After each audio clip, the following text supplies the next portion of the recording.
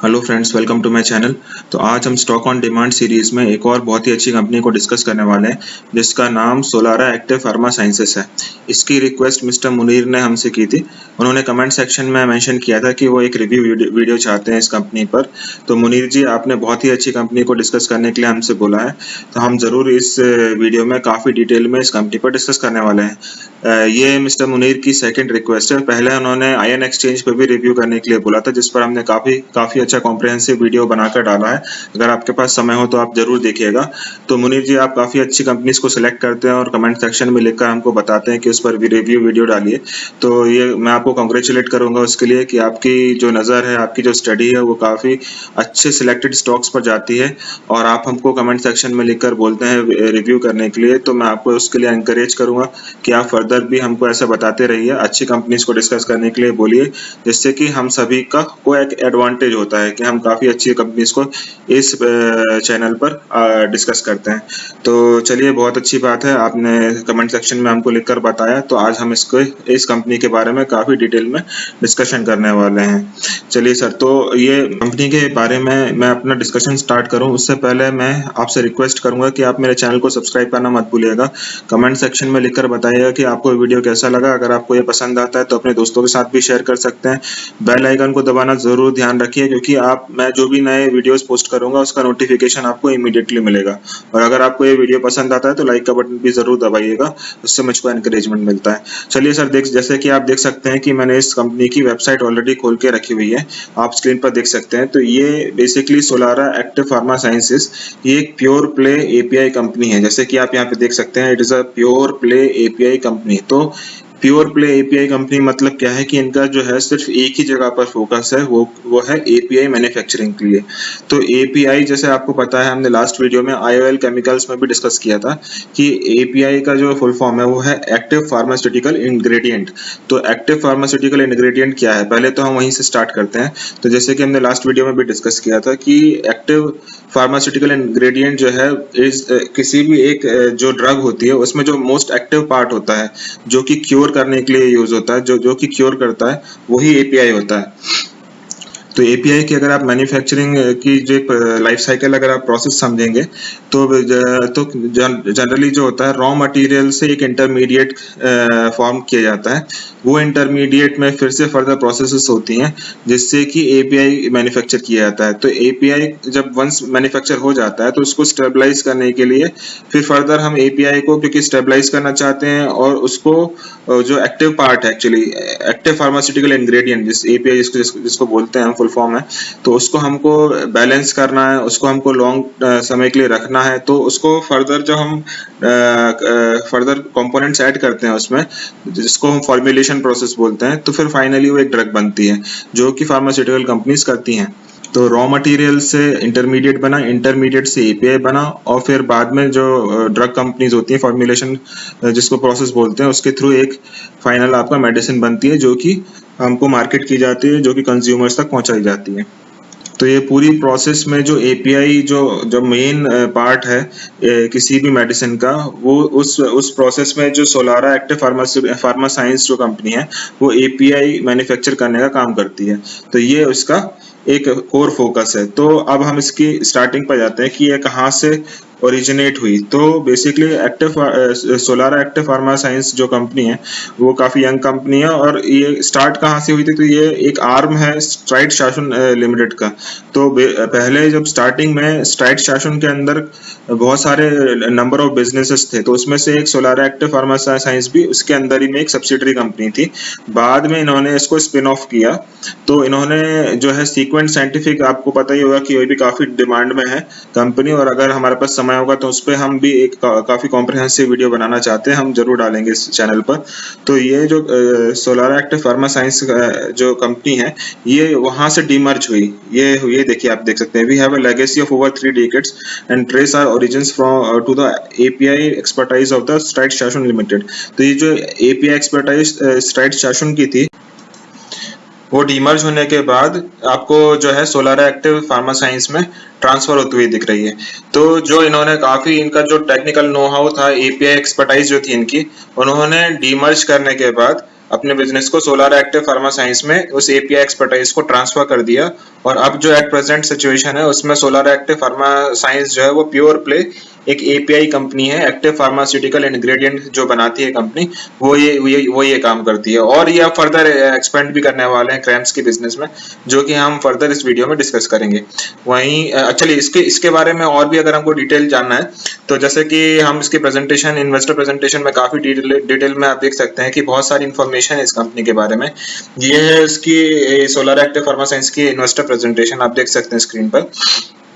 यहाँ पर देखिए कि इन्होंने बताया है कि Solara is a young but N experienced company. तो ये यंग कंपनी है बट एक्सपीरियंस कंपनी है। Demonstrated operational excellence over 3 decades. तो 30 साल से ये ऑपरेशन में है और उन्होंने काफी ऑपरेशनल जो एक्सीलेंस है उसको अचीव करके दिखाया है। चलिए डीमर्जर क्या हुआ, तो इसके बारे में जो हम बात कर रहे थे कि demerge the select API business of Strides Shasun to integrate with human API business of Sequent Scientific. तो सीक्वेंट साइंटिफिक के पास पहले क्या था कि इनके पास एनिमल एपीआई का बिजनेस था और ह्यूमन एपीआई का बिजनेस था।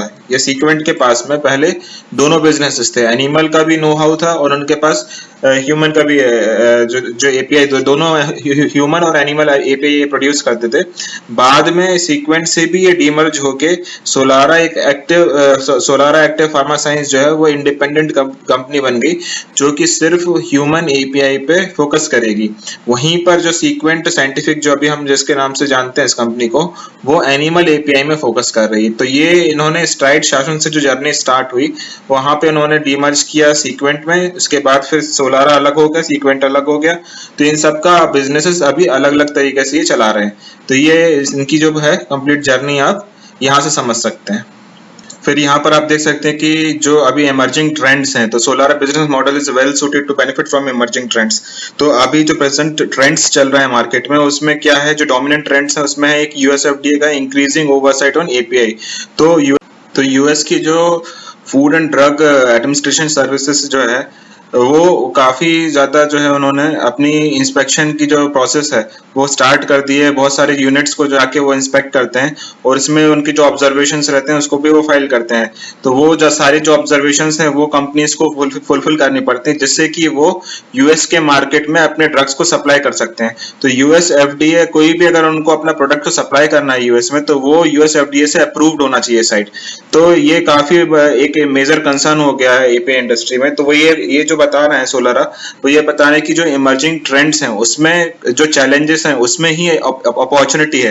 तो जैसे कि हमने यहाँ पर देखा कि यूएस एफडीए का जो एक फोकस हो चुका है कि स्ट्रिंजेंट जो स्ट्रिक्ट फोकस है कि वो सारी साइट्स को जा रहे हैं, प्रॉपर्ली इंस्पेक्ट कर रहे हैं और इसमें ऑब्जर्वेशंस दे रहे हैं।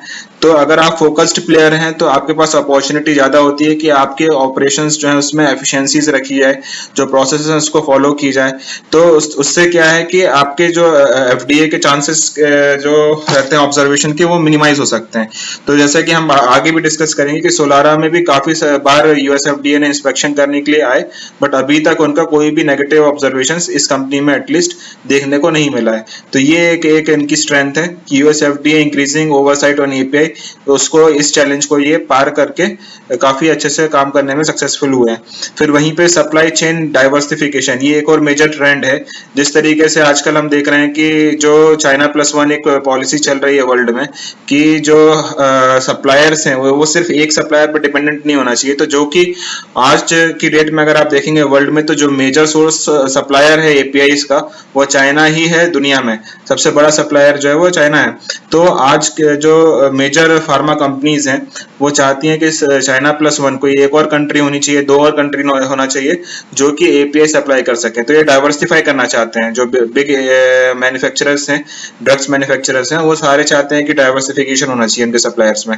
तो ये एक और काफी बड़ा ट्रेंड है। उसके बाद फिर IP conflicts and competing interest. तो आईपी कॉन्फ्लिक्ट्स क्या होते हैं, इंटेलेक्चुअल प्रॉपर्टीज जो होती हैं, ये जनरली क्या है कि जब एपीआई कोई कंपनी बनाती है तो एपीआई बनाने के बाद वो धीरे धीरे आगे फॉर्मुलेशन में जाने की कोशिश करती है। फॉर्मुलेशन से क्या होता है कि आप डिसाइड करते हैं कि आपका जो एपीआई है वो किस तरीके से किस फॉर्म में आप पब्लिक को सेल करना चाहते हैं। तो ये एक जर्नी होती है कि पहले कंपनी एपीआई में कोशिश करती है, उसके बाद फिर फॉर्मुलेशन में जाती है, फिर वो अपने ड्रग्स को मार्केट में सेल करना चाहती है। तो जो बड़े फार्मा इंडस्ट्रीज होती हैं वो एपीआई तो खरीदती हैं छोटी फार्मा कंपनी से, पर उनको हमेशा डर होता है कि ये जो एपीआई आज हमको ये एपीआई सप्लाई कर रहा है, बाद में ये खुद ही फॉर्मुलेशन करके अपने ड्रग्स को सप्लाई करना चालू कर देगा मार्केट में।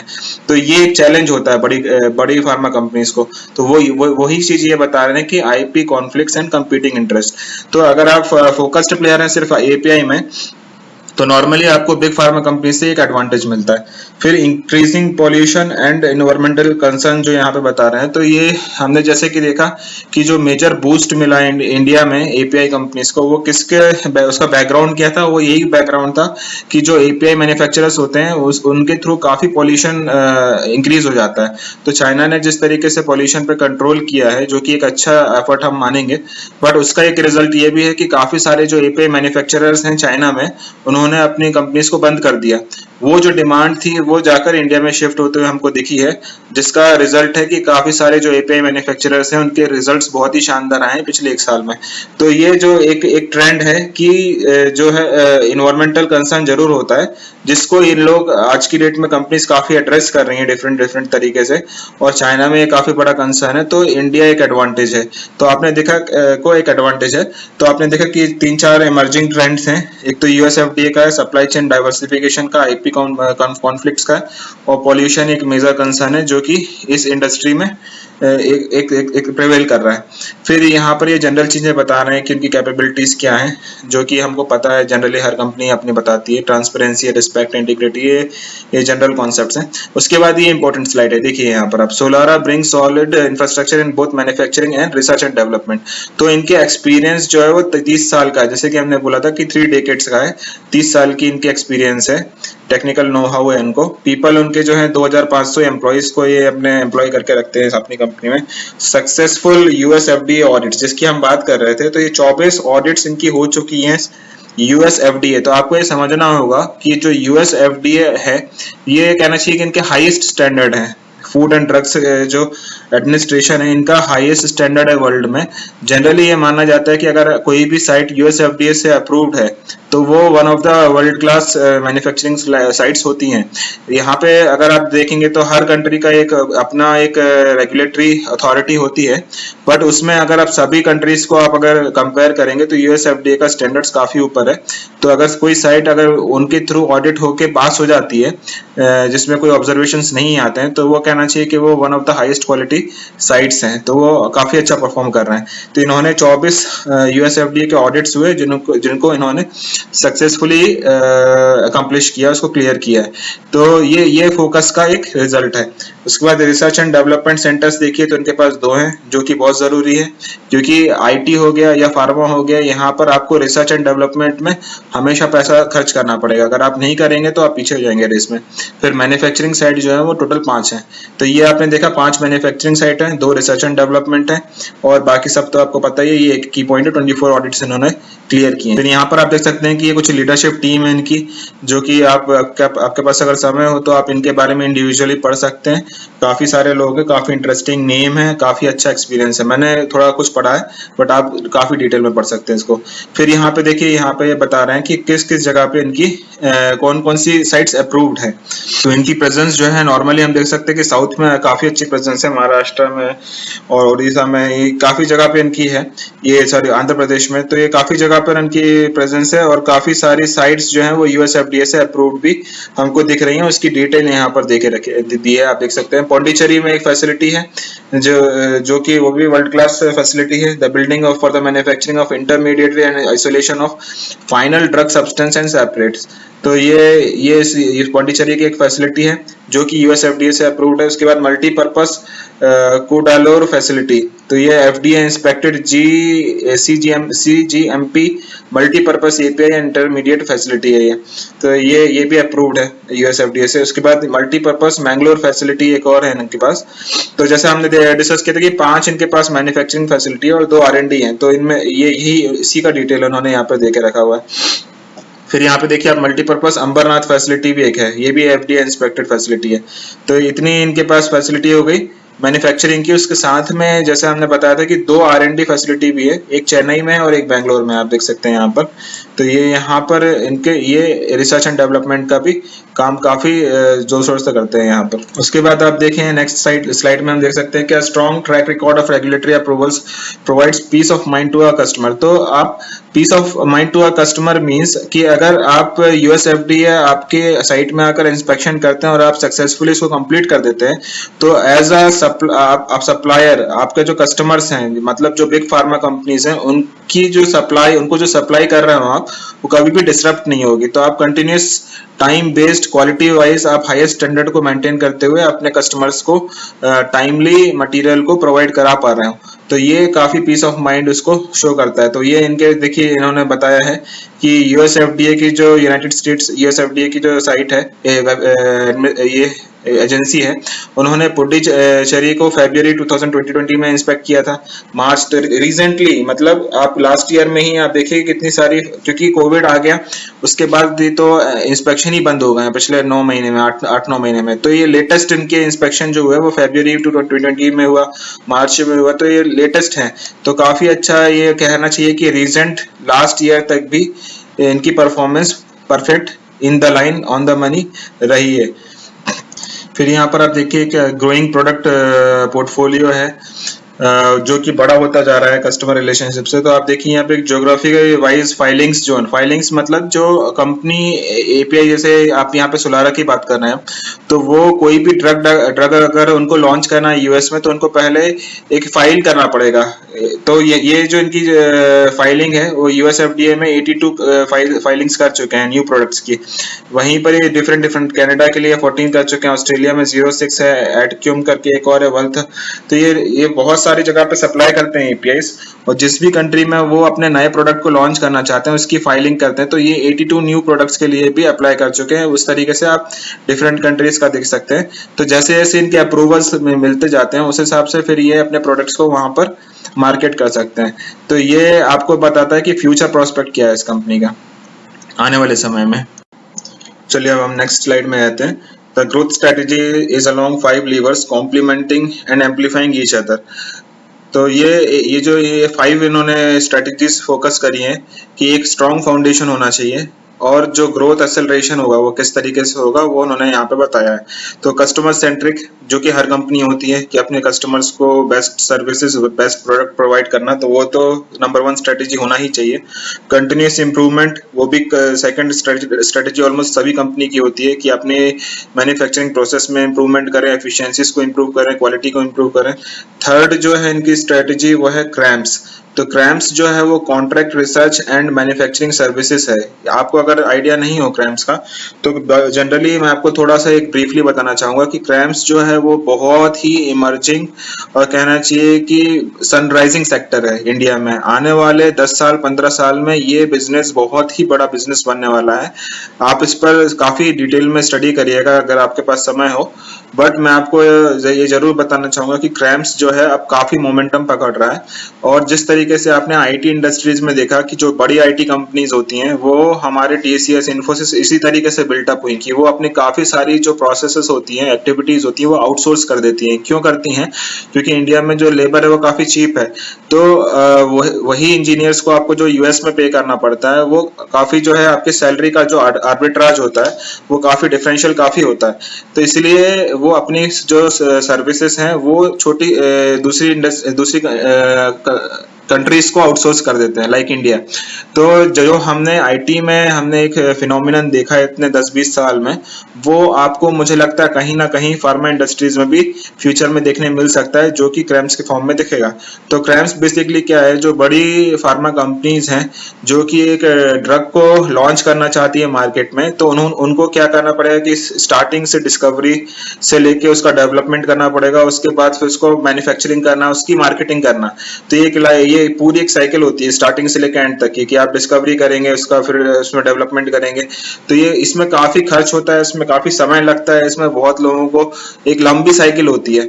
तो जनरली जो बड़ी फार्मा कंपनीज होती हैं वो इतना समय और इतना मैन पावर को उसमें उसमें इन्वेस्टमेंट नहीं करना चाहती, तो वो इंडिया में कोशिश करते हैं कि जो रेप्यूटेड प्लेयर्स हैं, जो बड़े प्लेयर्स हैं, जिनका एक अच्छा पेरेंटेज है, उन्हीं को उन पर वो विश्वास करते हैं, अपना टेक्निकल नो हाउ, अपनी एक्सपर्टीज को वो देते हैं, और ये जो कंपनीज हैं उनके बिहाफ पर जो है वो रिसर्च करना चालू करते हैं, डेवलपमेंट करना चालू करते हैं, और फाइनली इसको जो है कहना चाहिए कंप्लीट प्रोडक्ट लॉन्च करने के बाद उस जो पेरेंट कंपनी है, जो मेजर फार्मा कंपनी है, उसको वो दे देते हैं।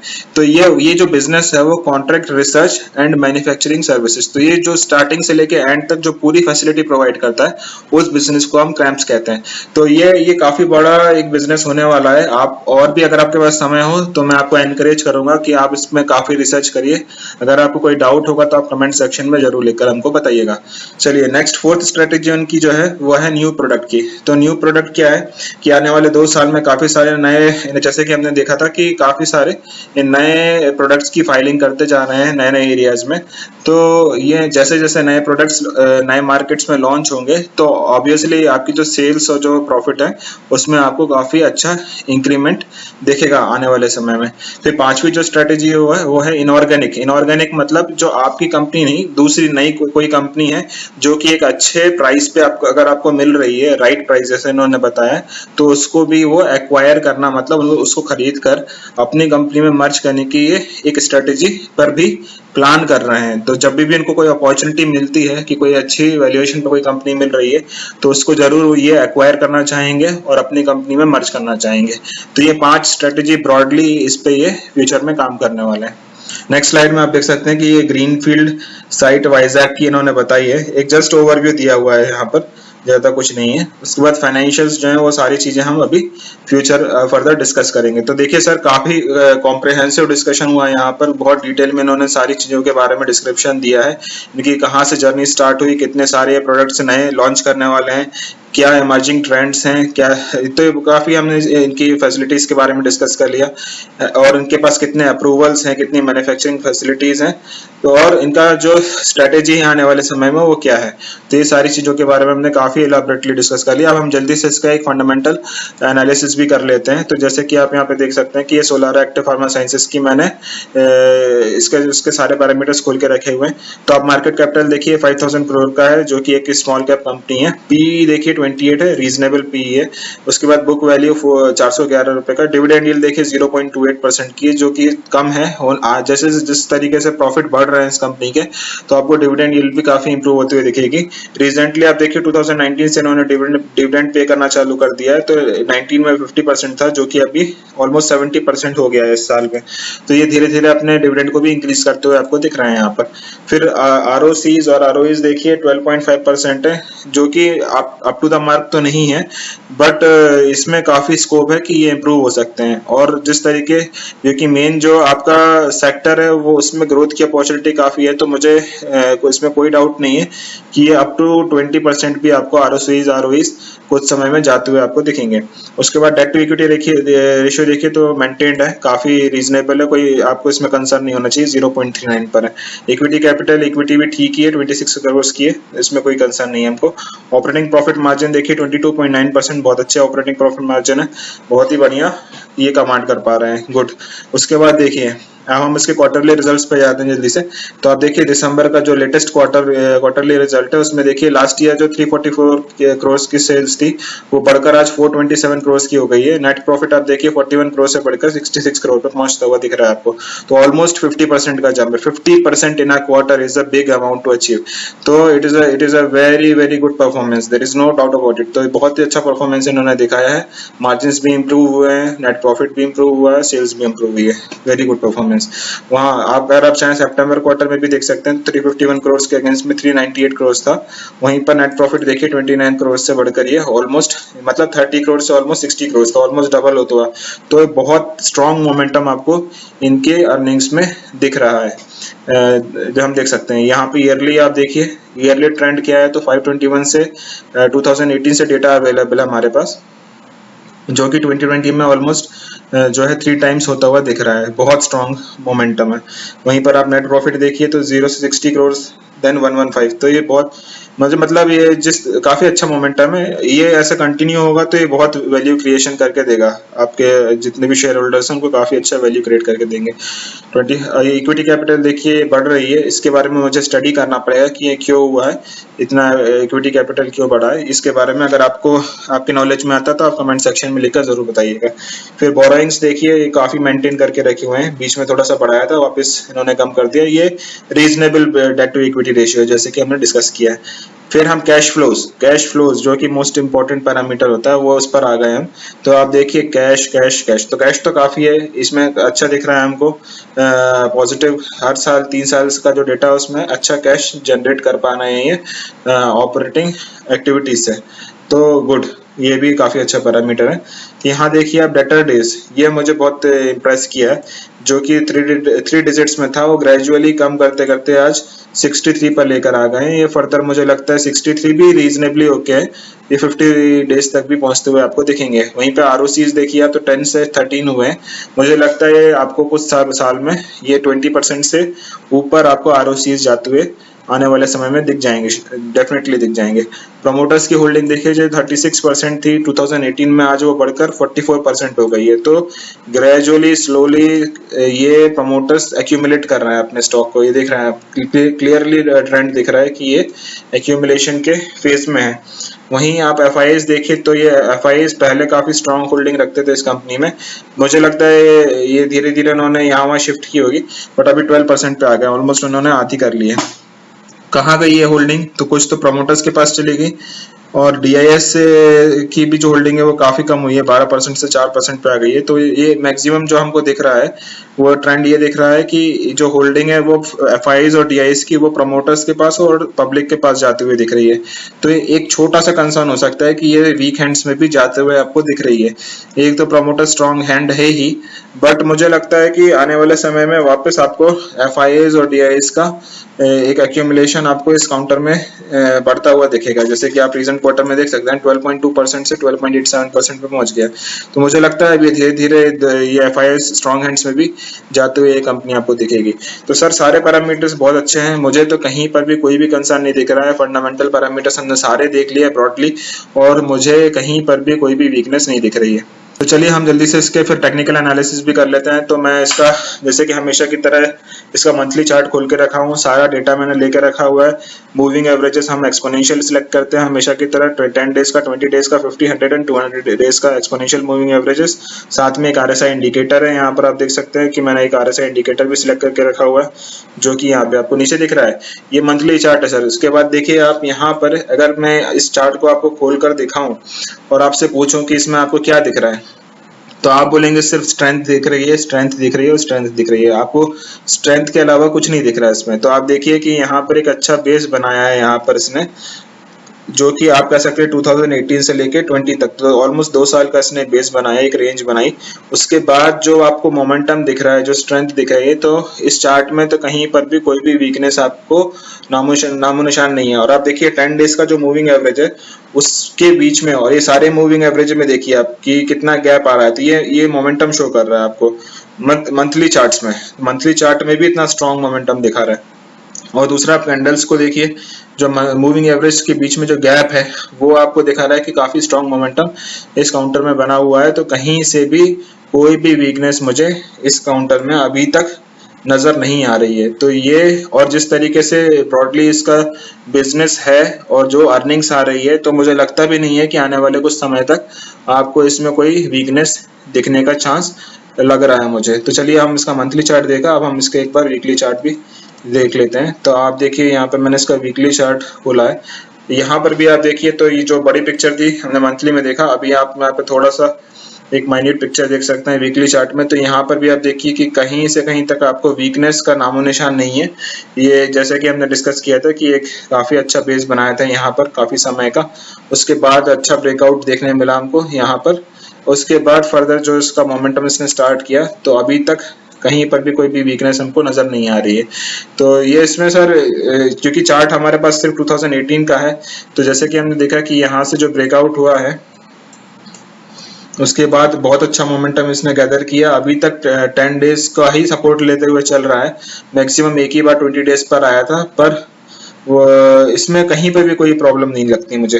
तो और ये आप देखिए मूविंग एवरेजेस जैसे हमने मंथली चार्ट में भी देखा कि काफ़ी अच्छा ये मोमेंटम शो कर रहा है, स्ट्रेंथ दिखा रहा है। तो मंथ वीकली चार्ट भी हो गया सर। चलिए डेली चार्ट भी आपके सेटिस्फेक्शन के लिए मैं एक बार खोल देता हूँ। 2 इयर्स का देख लेते हैं हम जल्दी से। ये 2 इयर्स का चार्ट है। तो यहाँ पर भी आप देख रहे हैं कि कुछ नहीं, मुझे मतलब इस चार्ट में आपको ज़्यादा कुछ डिस्कस करने की ज़रूरत नहीं, क्योंकि एक ही डायरेक्शन में है ये। तो इसमें कुछ ज़्यादा आपको बहुत स्टडी करने की ज़रूरत नहीं है। अभी तक कहीं पर भी इसमें कुछ भी वीकनेस की कहीं कोई ऐसा वीकनेस कुछ है ही नहीं। मतलब ये आपको कहना चाहिए कि बहुत ही स्ट्रॉन्ग चार्ट है। ये देखिए, हम ट्रेंड लाइंस पे अगर ड्रॉ करें तो ये दोनों ये चैनल के बीच में ये सपोर्ट रेजिस्टेंस लेते हुए, बट ये अब ट्रेंड कर रहा है, नॉर्थवर्ड्स जा रहा है। तो ये जर्नी तो स्टार्ट हो गई है सर इस कंपनी की। आप भी इस गाड़ी में बैठ जाइए, मेरे हिसाब से कोई प्रॉब्लम नहीं है।